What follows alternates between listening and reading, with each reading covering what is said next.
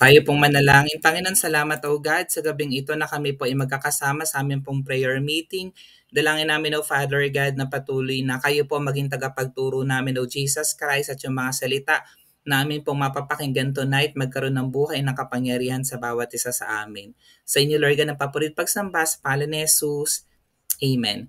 Ang pag-aaral po natin tonight, the power of prayer, prioritizing time with God. So napakahalaga po talaga na naunawaan natin yung kapangyarihan ng panalangin na the Lord is teaching us na patuloy po nating i-prioritize ang oras ng pananalangin. Kaya I'm sure tonight, tuwang-tuwa ang Lord ng more than 10 tayo attending tonight's prayer meeting. So kukuhanin po natin yung ating main verse sa 1 Thessalonians chapter 5 verse 17. Ito po yung sabi ng salita ng Diyos, pray without ceasing.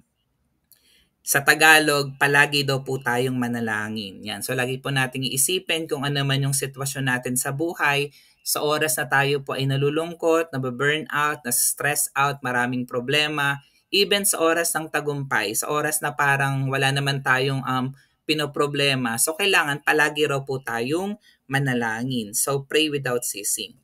Prayer po is a vital aspect of our spiritual lives kasi it is a direct line of communication with our Heavenly Father. So kaya tayo as Christians, sinuturuan tayo mag-pray kasi yung panalangin, yung ginagawa po natin na paraan upang makipag-usap sa ating Panginoon. It is through prayer that we express our gratitude, seek guidance, and also intercede for others. Yan, so tayo po ay nagpapasalamat kapag tayo po ay nananalangin, kung kailangan po natin ng gabay, ng direksyon, ng discernment, ng knowledge, ng wisdom from the Lord, ng provision, ng favor, so pwede rin po tayong manalangin. And more than just praying for ourselves, pwede rin po tayong manalangin para sa ibang tao. Kaya napakahalaga tonight, we are more than 2 or 3 gathered in the name of the Lord, kasama po natin ang Panginoon. In a world filled with distractions and busyness, it is essential to prioritize and dedicate time to prayer. So minsan challenging talaga na magbigay ng time for prayer, lalo na busy tayo sa pag-aral, busy sa ating trabaho, busy sa ating pamilya. Pero kahit na po tayo ay maraming mga pinagkakaabalahan, kahit na minsan nadidistract po tayo, so sana i-prioritize natin at patuloy tayong magbigay ng oras sa pananalangin kasi ito po yung kalooban ng Lord. So meron po akong 3 bagay na gustong ituro sa atin tonight. 3 points that we needed to consider to appreciate yung kapangyarihan ng panalangin. Number 1, Jesus' example of prayer. So makikita po natin sa verse na Jesus often withdrew to solitary places to pray. Sabi nga ng Luke chapter 5 verse 16, but Jesus often withdrew to lonely places and prayed. Ngunit si Jesus naman ay pumupunta sa mga ilang na lugar upang manalangin. So kung aaralin mo talaga yung ministry ng Lord ni Jesus Christ, makikita mo doon na laging may time siya to pray to God the Father. Na kahit na after niya mag-ministry, magpe-pray siya, pupunta siya sa isang solitary place para mag-pray. Even before siya mag-ministry, nagpe-pray si Jesus. So ibig sabihin, pinapakita talaga dito yung kahalagahan ng pananalangin. Jesus, the Son of God, demonstrated the importance of prayer by consistently seeking time alone with the Father. Kumbaga kung si Jesus na nga, Diyos na mga Diyos, Hari na mga Hari, Panginoon na mga Panginoon, nag-exemplify, nag-set ng example to pray to God the Father. So in the same way, tayo na mga anak ng Diyos, so the Lord is teaching us na tularan natin si Jesus Christ na nag-set ng example for us despite His busy ministry. 'Di ba? Wala sigurong makakatulad sa ginawa ni Jesus, 'di ba? So antindi ng ginawa ni Jesus Christ na ministry. Pero kahit na busy siya, He even prioritized prayer.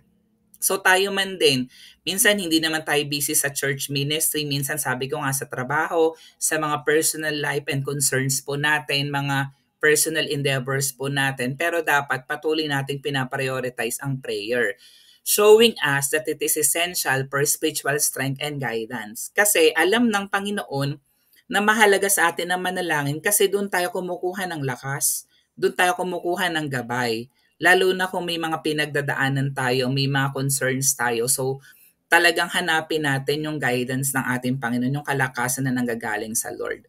Point number 2.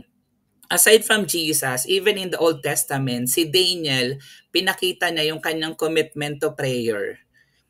Daniel's unwavering dedication to prayer. Tingnan, basahin natin yung sinabi ng Daniel chapter 6 verse 10. Now when Daniel learned that the decree had been published, he went home to his upstairs room where the windows opened toward Jerusalem.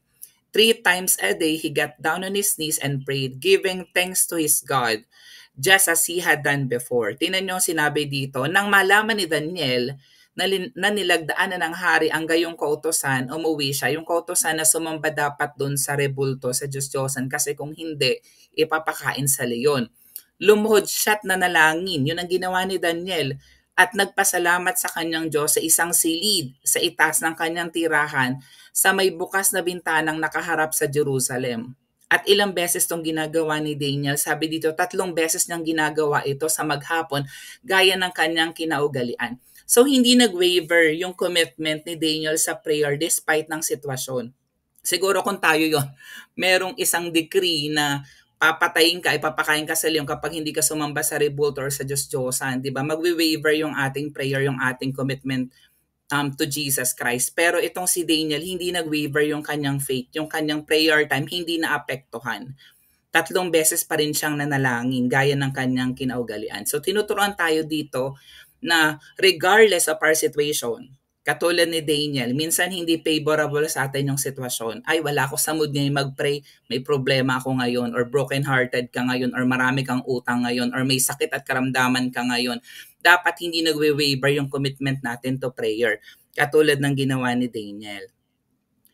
Ang explanation po nito, sabi ko dito, Daniel's commitment to prayer was unwavering in the face of persecution. Di ba ang tindi, no? In the face of persecution, still, naging committed pa rin to prayer si Daniel. Minsan tayo, hindi naman tayo na-persecute to pray, di ba? So, ang challenge na lang talaga, the battle is between us, na minsan hindi na tayo nakakapaglaan ng time to God kasi masyado tayong nabibisi sa ibang bagay. His disciplined prayer life was a source of strength and wisdom, enabling him to stand firm in his faith. So alam kasi ni Daniel na yun lalo ang kanyang kailangan. Yun ang kanyang source ng kalakasan. At doon siya makakakuha ng wisdom from the Lord kapag siya ay patuloy na nananalangin. Kaya gano'n na lang yung commitment ni Daniel sa panalangin.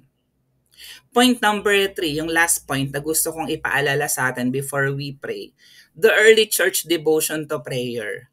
Yung early church po is also dedicated to prayer. Sabi nga ng Acts chapter 2 verse 42, they devoted themselves to the apostles' teaching and to fellowship, to the breaking of bread, and to prayer. O, tingnan mo ha. So, nagpe-fellowship sila, umati ng mga Sunday services, umati ng mga Bible study, and then umati ng prayer meeting like this. Pero sabi dito, committed din sila to pray. Inilaan nila ang kanilang mga sarili upang matuto sa turo ng mga apostol, studying the Word of God, magsama-sama bilang magkakapatid, so that is fellowship, magsalo-salo sa pagkain ng tinapay, so breaking up the bread na we're doing every Sunday, at sabi dito at manalangin. So sana katulad ng early church, tayo din dapat ay mga devoted to prayer. So patuloy dapat tayong nananalangin kasi alam natin yung kahalagahan ng prayer. Yung early believers kasi, they understood the power of prayer and made it a central part of their community life. Di ba, lagi ko tong sinasabi, a prayerful Christian is a powerful Christian. Gusto mo maging powerful? Gusto mo na maging matagumpay ang iyong buhay Kristiyano? Kailangan prayerful po tayo. Their devotion to prayer resulted in what? In unity, in growth, and even in the manifestation of God's power among them. Talagang kumikilos ang Panginoon. Kumikilos ang Banal na Espiritu. Kung babasahin natin yung Book of Acts, talagang ang dami mga miracles na nangyari doon. Siyempre, by the power of the Holy Spirit, by the power of Jesus Christ. Pero siyempre, ginawa lamang ng mga early Christians during that time, naging devoted sila to God. They become devoted to prayer kasi alam nila yung importance ng panalangin. So tandaan po natin mga kapatid, prayer is not just a religious duty. Minsan kasi akala natin, dahil ako'y Kristiyano, kailangan pala trabaho ko na manalangin. Pero tandaan natin, it is a lifeline that connects us to God. So more than just you're doing that for a duty, obligation, dapat alam mo na kailangan mo mag-pray kasi yun yung way mo to communicate with God. Kasi the Lord longs for our fellowship. Ang gusto ng Lord, nakikipag-usap tayo sa Kanya. Ang gusto ng Lord, relationship, not religion. Kasi lagi ko nga sinasabi, hindi naman religion ang magliligtas sa atin, kundi ang relasyon kay Jesus Christ. It is through prayer that we find peace. 'Di ba? Kahit na meron tayong problema pero pumapayapa tayo na alam natin in God's perfect time it will come to pass. Everything will be fine and okay. And then kapag nangihina tayo, kapag nagpray tayo, nakakasumpong tayo ng kalakasan. At minsan kung nawawalan tayo ng direksyon, nawawalan tayo ng sense of purpose, bumabalik tayo doon sa tamang gagawin natin kasi dinadirect tayo ng Panginoon. Nililid tayo ng Holy Spirit to do the things that we should do according to His will. So by following the examples of Jesus, the example of Daniel, and even the early church, and many more biblical characters, ang dami po niyan, tatlo lang yung example ko tonight.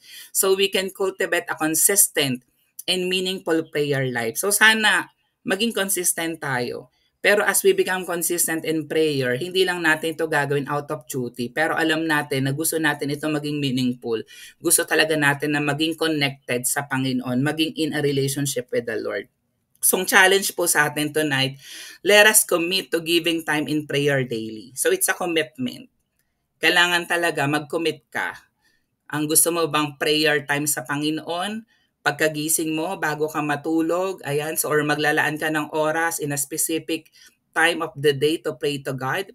And then of course, seeking God's presence, yun yung goal mo and guidance in every aspect of our lives. Sa lahat ng aspeto ng ating buhay, hingin mo ang pagsama ng Lord, ang presensya ng Diyos. Kasi kung kasama natin ng Lord, for sure magtatagumpay po tayo. So we need the presence of God. So as we pray without ceasing, may we experience the fullness of His love and power. Yan.